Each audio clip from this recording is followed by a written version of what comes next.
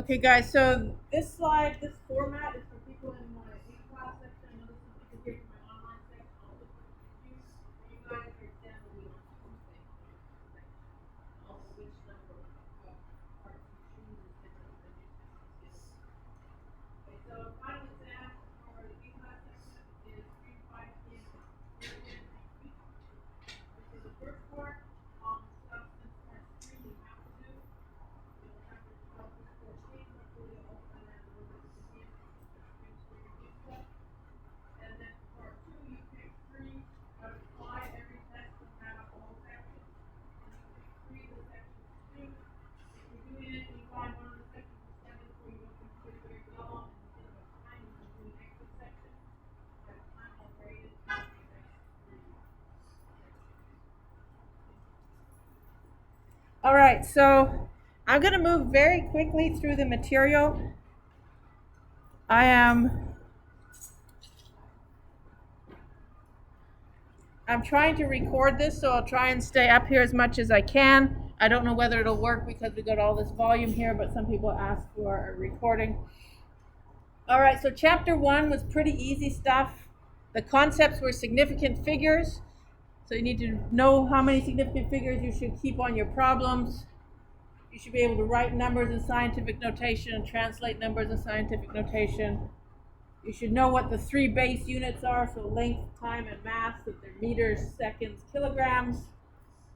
And you should know the standard SI system abbreviations.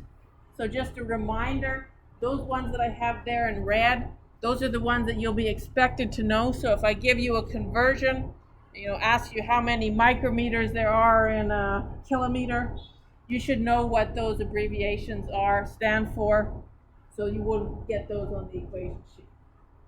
All right, so you should be able to do calculations where you convert one number to another number. All right, so make sure you review conversion. That's basically the only calculation you can get from chapter 1.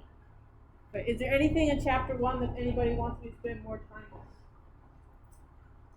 All right, so I'm going to move quickly, so if you have a question, make sure you put it up. So nobody wanted a conversion example. So let's move on to chapter 2, which was on motion in one dimension. Okay, so the concepts you need to know are sort of the definitions of what's displacement versus distance, what's average velocity versus average speed. Okay, I'll post these PowerPoints. I'll post them as a PDF after class 2. All right, so excuse me. If you go on a trip and you go like is shown in this example, where you go out 70 meters, you come back 30 meters, the distance you traveled was 70 plus 30, or 100 meters, but the displacement is only the final position minus the initial position. So displacement and distance can be different, and so the average speed is the distance over time, and the average velocity is displacement over time. All right, so on the first test, there was a problem where you're going from point A to point B and then back part way to point C, and you had to do a problem like that. So make sure you would be able to do simple things like that. All right, make sure you understand this picture that we did in the lecture. All right, so make sure remember that if velocity and acceleration are in the same direction, the speed will be increasing. So this speeds up. This one speeds up, and if V and A are in opposite directions, then it slows down. So make sure you understand those relationships, that V and A, and both in positive, both negative, it speeds up. If V is negative, that means it's going to the left. V is positive, it's going to the right. Okay, also understand, very important, is what happens to a ball when you throw it up in the air. And make sure you review that. All right, so the velocity of the ball starts off big. I don't know, let's give an example. So V is 10. It goes up, it goes slower, slower, slower. At the top, it stops, and then it turns around. So V equals 0 at the top. Then it turns around and comes down. And when it gets to the bottom, its speed will be the same as it was in size, but in the opposite direction.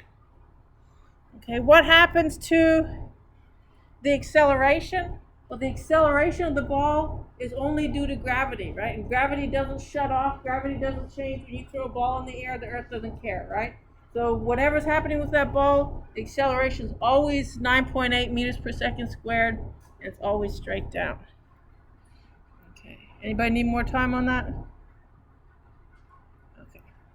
Make sure you're able to solve constant acceleration problems. So long answer problem from this chapter, definitely, absolutely, you'll have a problem where you're given some initial values of the variables, acceleration, time, initial speed, final speed, change in position, and you have to find something else. So make sure you're able to read a problem and gather the information, organize it, figure out which of these equations you'll use, right? And depending on whether the thing is moving horizontally or vertically, that'll depend which set of equations you use, the horizontal motion or the vertical motion.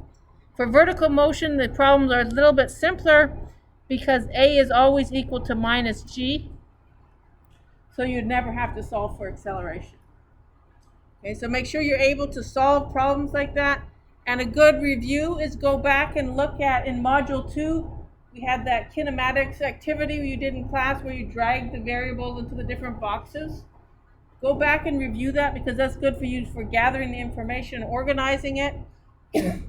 And in that example, I have pretty much every single possible order of ways that you would have to solve a problem. So if you can do all 7 of the problems in that example, you should be good for doing any problem from chapter 2.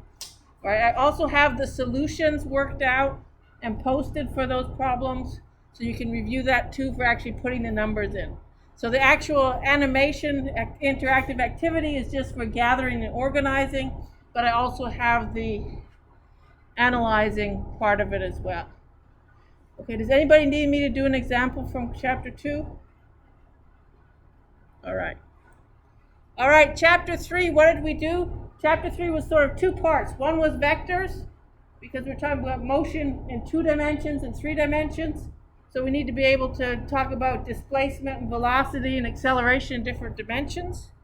And so one of the main concepts is what things are vectors and what things are scalars, and what's the difference between a vector and a scalar. So a vector is something that has a size and it has a direction, but a scalar is something that only has a size. So for a scalar examples are things like time or mass. They don't have directions, but velocity has a direction, acceleration has a direction, displacement has a direction. So make sure you know which quantities are scalars and vectors, and what does it mean when something is a vector as opposed to a scalar. And make sure that you can add and subtract vectors, break vectors into components, and then we'll go through, let me go through some pictures here. So for vectors, remember, depending on the angle, so when my angle is here, remember if you're opposite to the angle, you're going to use sine. If the side is adjacent to, which is touching the angle, you're going to use cosine. If I had drawn the picture with the angle in there, right, then in that case I would do A is equal to, AX is A sine of phi, and AY equals A cosine phi. Right, so make sure you look at your picture. Don't just assume X is always cosine and Y is always sine. Look and make sure whether you're opposite or adjacent. Okay. For adding and subtracting vectors,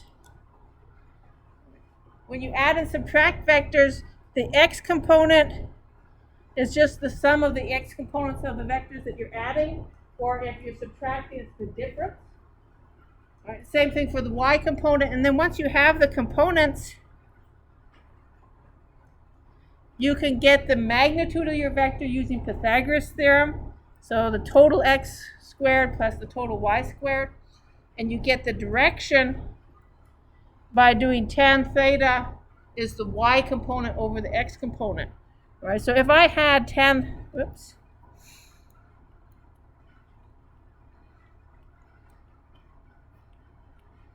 say I did that, I got tan theta was 0.2. How would I get my angle out of that? What do I do to get my angle out of that? Anybody remember?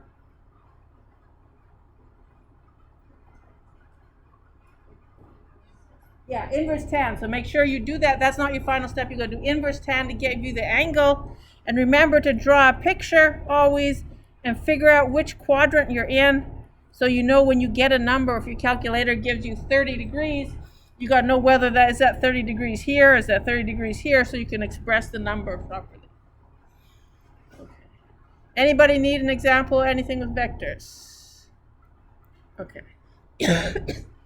All right, projectile motion was the other main topic in chapter 3.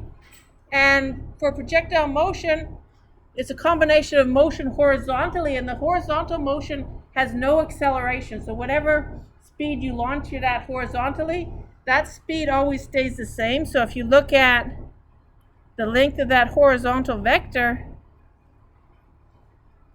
that part doesn't change. So whatever speed you had at the beginning is always going to stay the same in the x direction.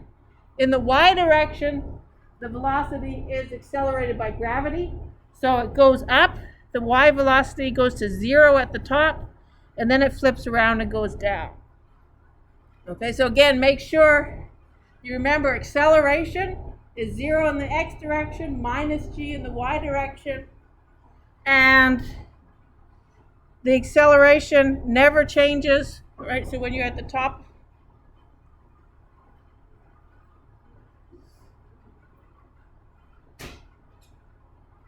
the acceleration is always still g. Acceleration never turns off. Okay, so solving projectile motion problems. All right, so we had this slide up when we did it in class a couple of months ago. All right, so first draw your picture, and the first thing you should do after you've drawn your picture is to break your velocity into components. So you'll always be given, it's launched at a speed of 20 meters per second at an angle of 30 degrees. Break it into x component and y component. And then you can use the different equations that you had from before to solve for different things. So the range is the distance that it travels. Let me go back to my picture. But if the ball or the cannonball or whatever it is, a missile, whatever they're launching, if it lands at the same height at which it took off, then you can use the range equation. It's a very simple way to give you how far it goes horizontally before it lands. Right? If you don't know if it doesn't land at the same height at which it took off, then you can use the range is equal to v0x times how much time it's in the air. That one will always work, but you'll have to use the quadratic equation and that formula to give you the time. All right, so that's going to take you a little bit more algebra to figure out. You need to remember what the quadratic formula is. All right, so there's 3 things that you can be asked. How far does it go? How long is it in the air? How high does it go? Oops, okay. And to get how high it goes, you always use, so I should have that in both things, you're always going to use the fact that when it's at its highest point, its speed is 0 in the y direction. All right, so the speed is 0 in the y direction, so we're using that bottom equation, and we're going to put Vy is 0, and then Vy initial is here, all right? And so you can put, that, G, and so you can find what height it goes to. The height is the distance in the y direction. Okay, so make sure for chapter 3, you'll definitely get a projectile motion problem. So make sure you know how to find the height, how long is it in the air, and how high does it go. So how far does it go? And remember, you can use the range equation if it lands at the same height at which it took off. Does anybody need me to do an example projectile motion problem? Yes? Okay. All right, so hang on.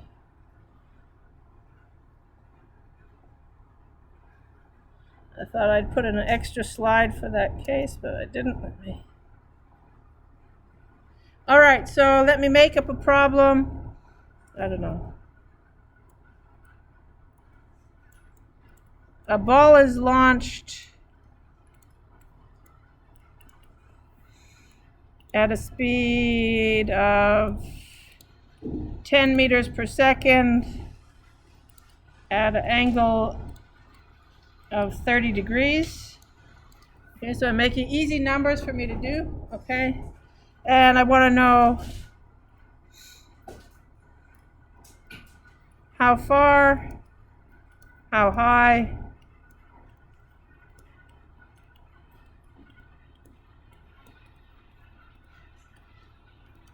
how long. All right, so how far did it go horizontally, how high did it go, and how long is it in the air?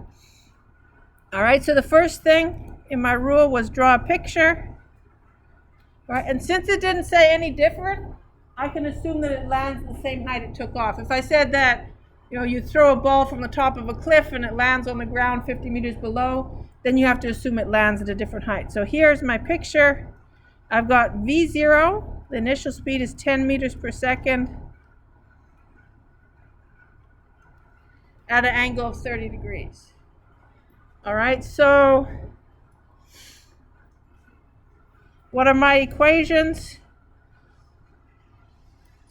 I know range is V0 squared over G sine 2 theta. I know, what do I know? Delta x equals V0x times t. And then in the y direction,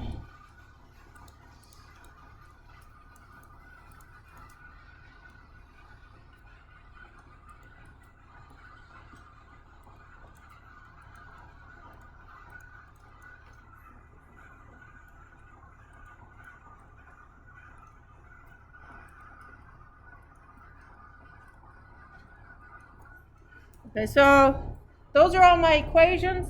All right, so if I go back and I look at what I said my rules were, all right, so I want to find the range, so I'm going to use this equation. I can use that equation if it lands at the same height it took off at. I want to find the time, so I can use that equation. All right, so once I find the range, I can find the time using r over V0x, and then at the highest point, I'm going to use the fact that Vy is equal to 0. All right, so I said first thing, draw a picture. Second thing,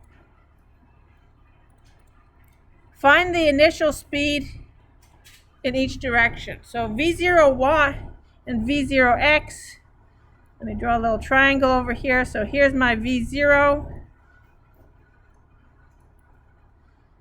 V0 is the hypotenuse. Let me draw that out of the way. And this angle is 30 degrees. Okay, so V0y is opposite, so it's going to be sine.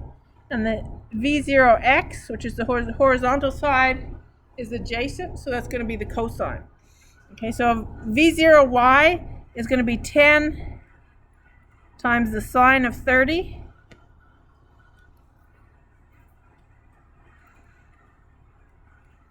All right, and sine of 30 is a half, so that's going to be 5 meters per second. All right, V0x is going to be 10 times the cosine of 30, which is cosine of 30 is root 3 over 2. So it's 5 times root 3. I can't do that in my head.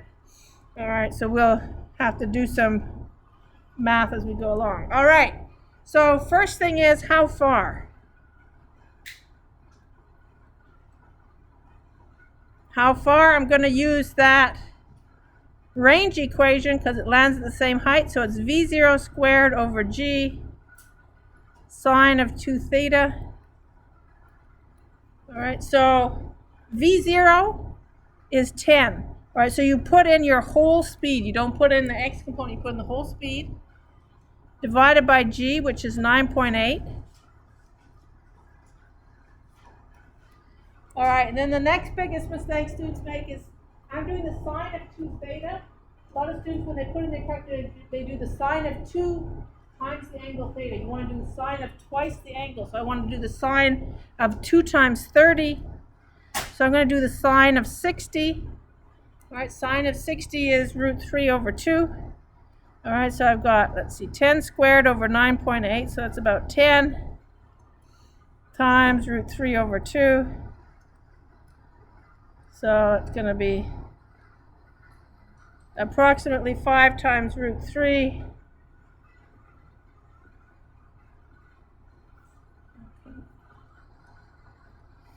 And that's the distance in meters. Okay, because I'm doing this in my head, I don't want to take the time to throw it in a calculator. So you can put it in a calculator yourself when you get home to get the exact number. Okay, so how long? How long means time. I'm going to skip to that because I've got an easy way to find the time. If you remember, time is just the range of how far it goes in the x direction divided by how fast it goes in the x direction, right? It's always the same. If you want to figure out how long did it take you to drive to Jacksonville, you take how far is it to Jacksonville divided by how fast you go, right? So time is the distance, 5 root 3, divided by v0x. Isn't that nice? v0x is also 5 root 3. And so the time it takes is, and let me write this down as an equation so when you're copying it, you know what I did. All right. So range is, time is range over v0x. So that's 5 root 3 over 5 root 3, which gives 1 second. If you put that into your calculator, you'll probably get something like 1.01 because I assume that 10 divided by 9.8 was 1. It's not. It's 1.02 or something. Okay. Everybody good with that? All right. Next thing is the height. All right. And for the height, I'm going to use the fact that at the top,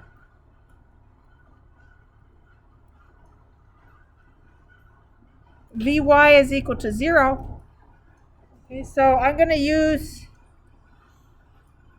that bottom equation and put in Vy equals 0. So I'm going to do Vy squared equals Vy initial squared minus 2g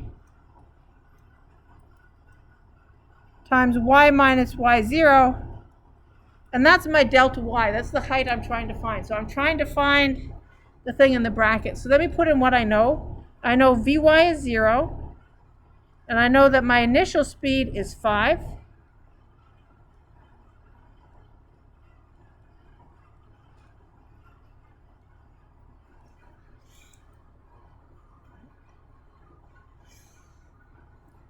All right, so algebra, I want to get the delta y. What's the first thing I do?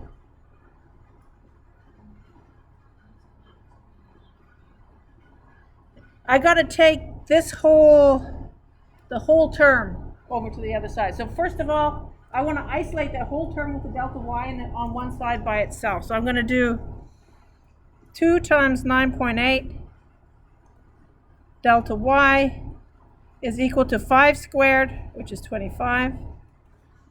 All right, now how do I get delta y? Just divide by the 2 times 9.8, right? So delta y is 25 over 2 times 9.8. So if I want to guesstimate that, that's what, 25 over 20, which is 5 over 4. So that's going to be about, let's say, 1.3 meters. Yeah. The 5 came from up here. So at the beginning, I figured out what the x component and the y component of the initial speed is. All right, so first, always draw a picture and find v0x and v0y because you need them later for either finding how long it's in the air or how high it goes. All right, sometimes people like to find the time using the fact that they can figure out how long does it take to go up using, let me write the whole equation, Vy equals Vy0 minus gt, and then find the time. Just remember when you do that, you only get the time to go to the top, and you got to multiply it by 2.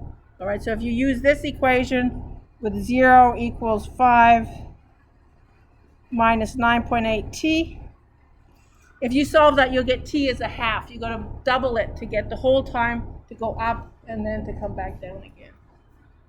All right, any questions about that?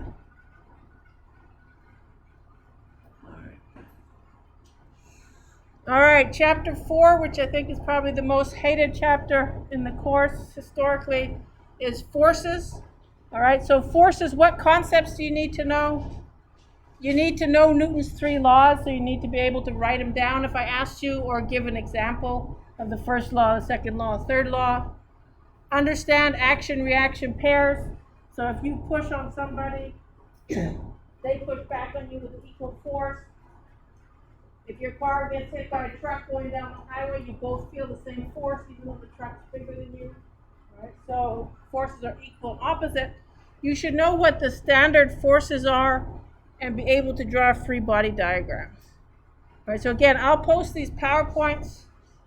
All right, so here's the standard forces. All right, so gravity, whenever you do a problem with forces, there's always gravity. So no question, there's always gravity. That's the first one you should draw. It's always straight down, and it's always equal to the mass times g. Right, so that one is always there. No question, whenever you draw a free body diagram, you should always be able to get 1 point because it's always going to be the same. Right. If you're getting something pulled by a rope or a chain, there's going to be a tension force, and that tension force is parallel to the rope. So whatever direction the rope is pulling, that's the direction the force of the tension is going to be.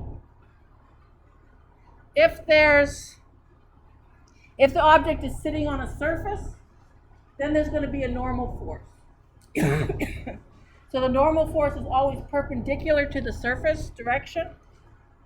So if it's a horizontal surface, it'll be straight up. If it's a ramp, it'll be perpendicular to the ramp.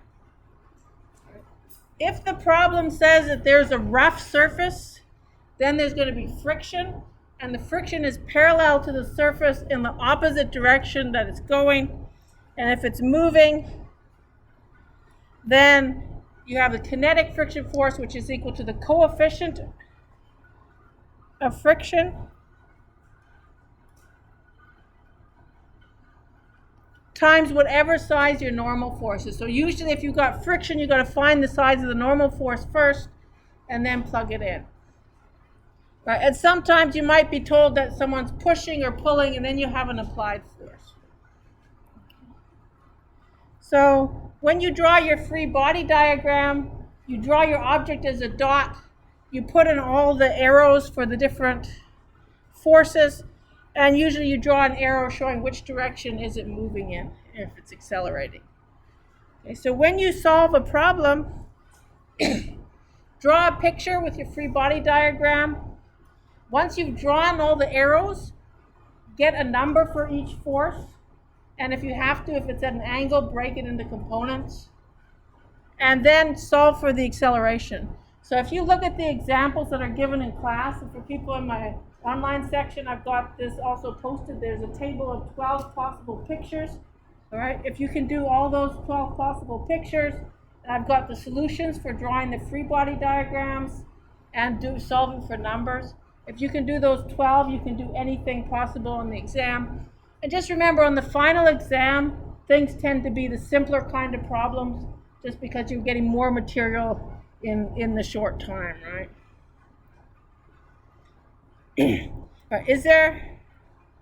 Does anybody need me to do an example with forces? Want me to do an example with forces? Okay, hang on, I think maybe, let me go here.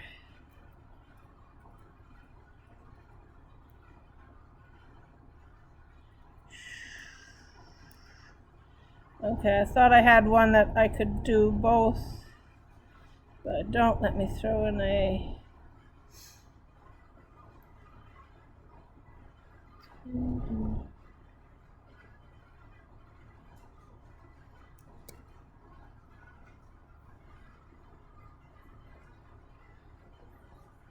All right, so somebody make me a force problem. What should I do with a force problem?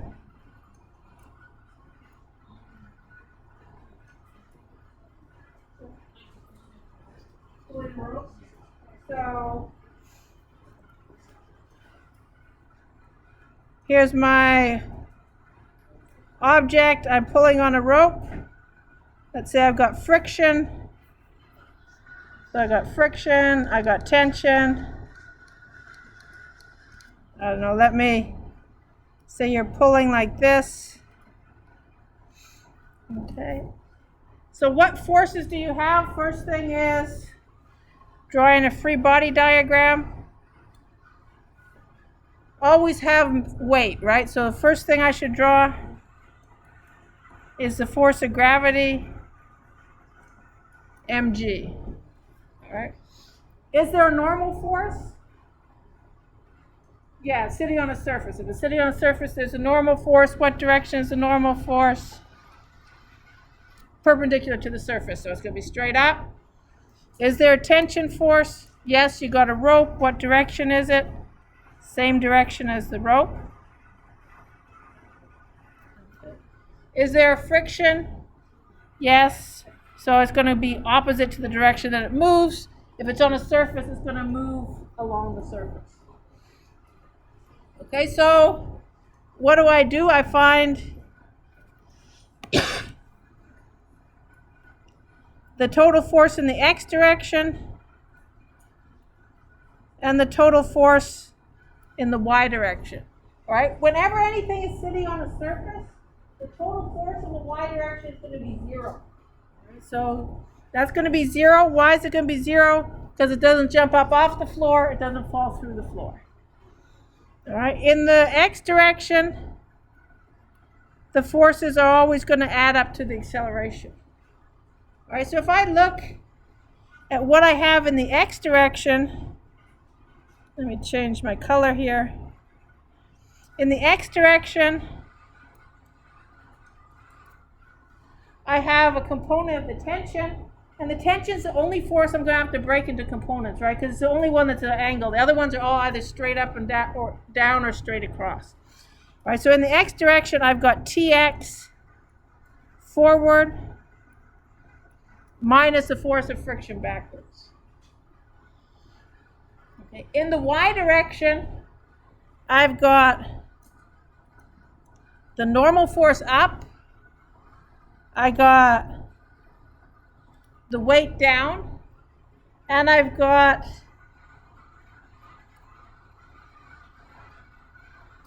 the y component of the tension, and that's going up.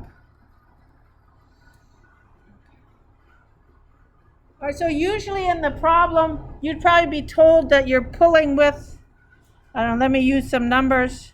I've got tension is 10 newtons at an angle of 30 degrees. And again, I'm using these numbers just so I can do the math in my head. And let me make the mass is 20 kilograms. All right, so if I do that, I know my mass, I know G, and I can find